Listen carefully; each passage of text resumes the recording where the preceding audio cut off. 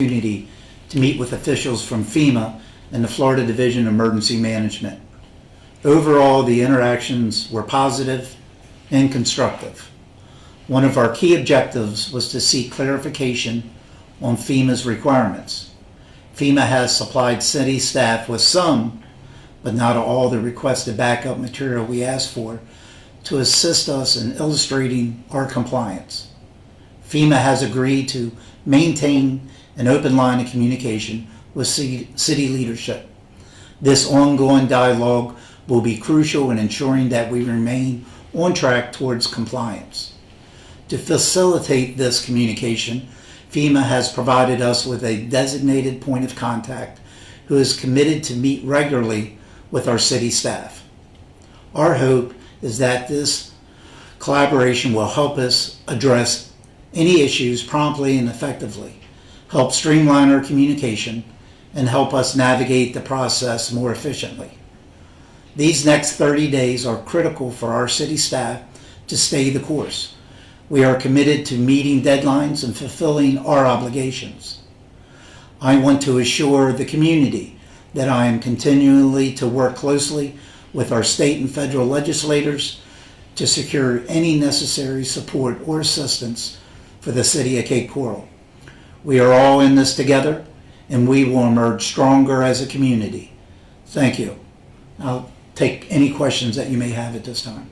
Mayor, so we've heard you talk before about we're requesting documents from FEMA and not everything is being given back to us. You said it yourself, you're on a time crunch here to get these things done. I mean, how big of a frustration is it for the city right now? It seems like you asked for a list of requirements and you're not getting all of them back. Yeah, last week we had a meeting with the Region 4 administrator for FEMA. He came down from Atlanta, Georgia.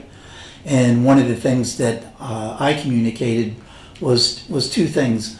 First, we have to make sure we have all the information. And secondly, that we have an open line of communication that works both ways. So we'll be able to communicate not only what information they have, but also any additional information that we have as well. And I think we, all the municipalities in the county walked out of that meeting with a hope that that will be a little more the case than just being restrictive on the information that we have obtained up to this point. I will say from that meeting, we have received additional information, but not all that information that we feel that we need.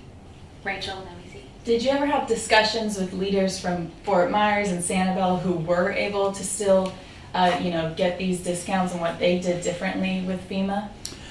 No, the only municipality that I'm aware of that's not in this process is the city of Sanibel, and I have not spoken to them.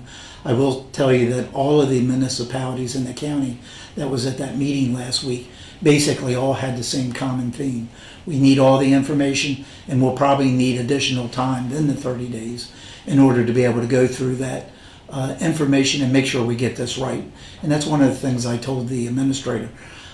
We want to make sure we get this right. We don't necessarily may not be able to do it in that 30 days, but it's more important to get it right than just to do it quickly. Police. Okay, so where exactly is the city at? Could you put like a figure on it, like with 100% percentage being completed? Where are you? Well, no, we have about 22, 23 days left, so we're just embarking on this endeavor. So we're only a week into it. We have another 3 weeks. We have a lot of information to go through. I can tell you we have at least about 50 staff members that are working every day, even on the weekend, on this project. So we're just getting started. Again, I want to make sure we get it right. We're going through each line item by line item to make sure that we do get it right. Are you concerned that you won't be able to convince FEMA to keep this discount within 30 days and that the city will run out of time? I will tell you that our city manager has established a timeline to try to get it done in 30 days. We're working 12, 14 hours a day, 15 hours a day. I know staff was in here on Saturday. If we're only given the 30 days, we'll make sure that we'll get it done in that time frame. Yeah, and to piggyback off of that last question, I mean, where does your confidence lie right now with, like you said, getting all of this done, do you feel confident that FEMA's gonna maybe even give you that extension if need be? Yeah, I mean, we did ask for that in the beginning, and I know they're taking that under consideration. That'll have to be passed up to the headquarters up in DC. But, you know, you take the county and the city of Cape Coral, we have a lot more properties in the flood zone, the critical flood zone area. So we have a lot more properties to look at, where you take some of the municipalities, may only have 11. So that's one of the points that I made in the meeting last week. I know the county and the city of Cape Coral, we have a lot more properties identified that we need to work through. Again, if we need to add more personnel to it, we'll try to get it done in that 30 days. But we did ask for that additional timeline. Rachel. Last time we were here, you know, you were calling FEMA the villain in all of this. After having conversations with them, have you changed your stance on that at all? Well, I think that this process could have been much better. And one of the things, speaking with the administrator, Robert from the Regional 4 administrator, he was very genuine. He had a willingness to work with us. And at the end of this, come up with better practices, best practices, not only for FEMA side, but our side. So to have that open line of communication and that willingness to make sure for the next time, because there will be a next time. It may not be in this city, but it could be in some other city here in the country. And I think their desire is to get it right.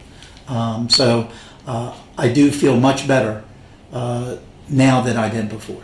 Luis. So, piggybacking off of that, what kind of extension are you looking for? Is it in terms of weeks, days, an extra month? What's that look like?